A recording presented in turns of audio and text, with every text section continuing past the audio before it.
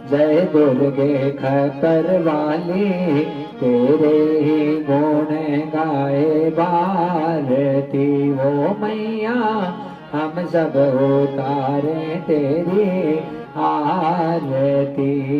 अम्बे तू है जगदम्बे काली, जय दुर्गे खपर वाली, तेरे गुण गाए भारती। ओ मैया हम सब उतारे तेरी आरती।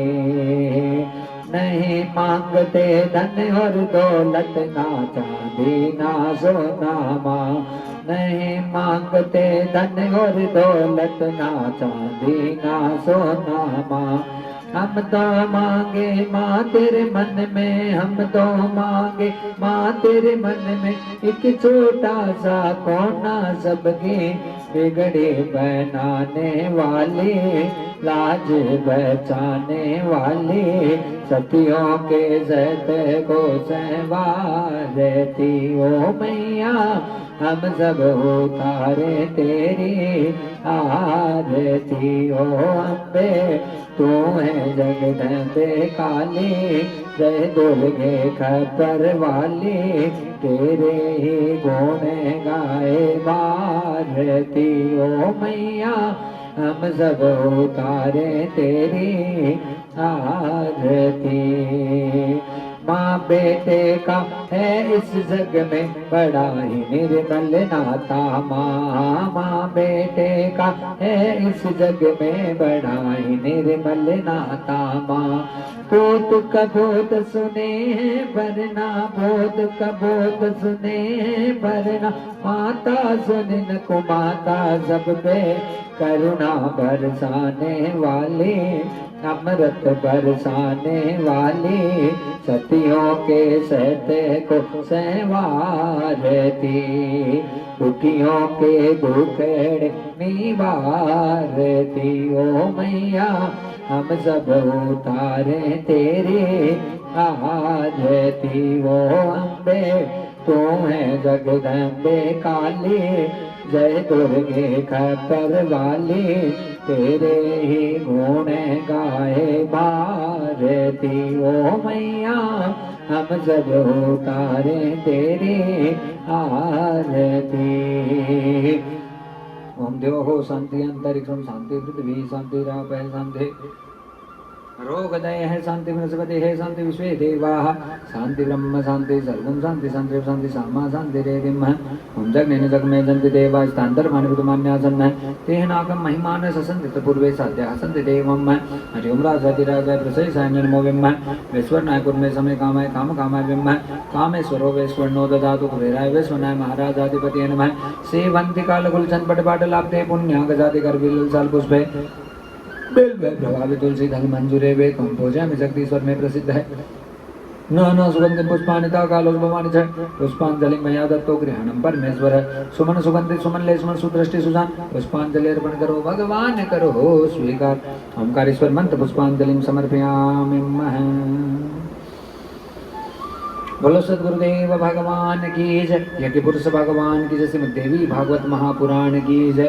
परब्रह्म परमपिता परमेश्वर भगवान श्री गोविंद की जय। यमुना महारानी की जय, रज रानी की जय, राधा रानी की जय, ब्रज महारानी की जय, वृंदावन धाम की जय। परम परमानंद भगवान की जय। सत्य सनातन धर्म की जय। सर्वदेव में गौ माता की जय। जय जय श्री राधे, जय जय श्री राधे, जय जय श्री राधे। ओम नमः पार्वती पते हर हर हर महादेव शंभो।